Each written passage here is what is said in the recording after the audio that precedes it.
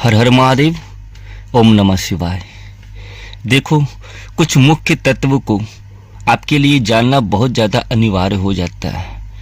ऐसा इसलिए हो जाता है क्योंकि उससे संबंधित अनेकों भ्रांतियां और भ्रम जब मन में अपना स्थान निर्मित कर लेती है तो उससे संबंधित और भी बहुत सारी चीज़ें आपके लिए अनसुलझी पहेली बन जाती है, नासमझी बन जाती है। हाँ, तो कभी कभी ऐसा होता है ना कि एक ही शब्द को, एक ही अर्थ को अनेकों शब्द के द्वारा परिभाषित किया जाता है, परंतु यहाँ व्यक्ति शब्दों में उलझ जाता है।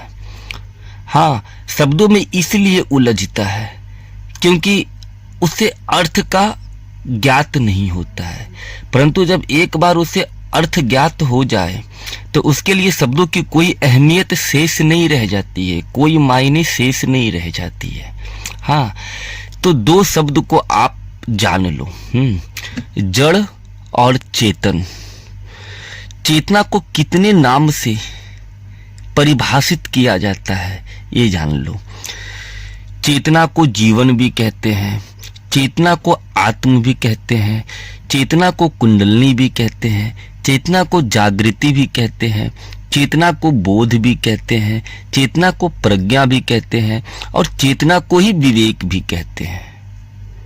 इतने सारे नाम चेतना का है और अगर इन सबको आप जोड़ दो, इन सब का योग कर दो तो यहाँ चेतना का वास्तविक अर्थ होता है ऊर्जा। ठीक है, समझ लिया। अब देखो, जड़ सुनो। जड़ किसको कहते हैं?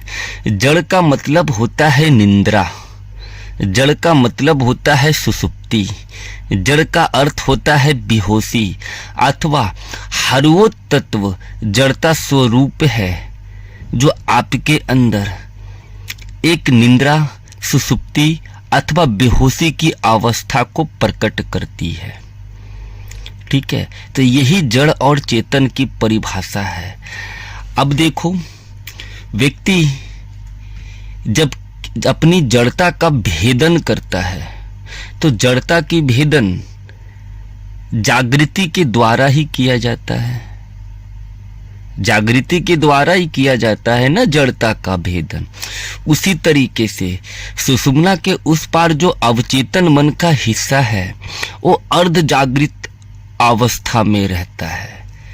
हाँ, या फिर ऐसा भी कह सकते हो कि जब थोड़ा देर के लिए भी शरीर और मन को आराम मिलता है, वो शिथिल होता है, शांत होता है, तो तुरंत यहाँ निंद्रा की अवस्था महसूस होने लगती है। व्यक्ति निंद्रा का अनुभव करने लगता है। धीरे धीरे वो सचेत से पहले अर्ध सचेत होता है और तत्पश्चात पूर्ण अचेत हो जाता है। तो ये तीन अवस्था इसके मध्य में आती है, सचेत से अर्ध सचेत, अर्ध सचेत से पूर्ण निंद्रा, अर्थात पूर्णता अचेत की अवस्था घटित होती है।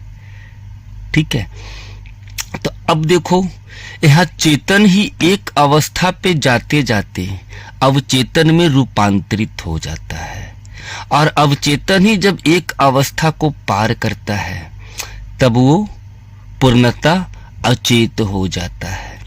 तो यहाँ अर्ध निंद्रा की अवस्था जो है वहां पूर्ण जागृति नहीं है, पूर्ण बोध नहीं है, इस तभी तो वो अर्ध चेतन है, अवचेतन है। और जहां पे व्यक्ति की जागृति थोड़ी सी भी नहीं है, जहां अल्प जागृति है, वो अवस्था अवचेतन या फिर अर्ध निंद्रा की होती है। परंतु जहां थोड़ी सी भी जागृति नहीं है वही अवस्था अचेत की होती है। तो मैं आपको ये इसलिए बता रहा हूं ताकि आप ये समझ सको कि वास्तविक में साधने लायक क्या है और किसके द्वारा किसका भेदन करना साधना के क्षेत्र में इसका तात्पर्य क्या होता है। ठीक है। आगे की चीज़ें मैं आपको बाद में बताऊंगा। तब तक मुझे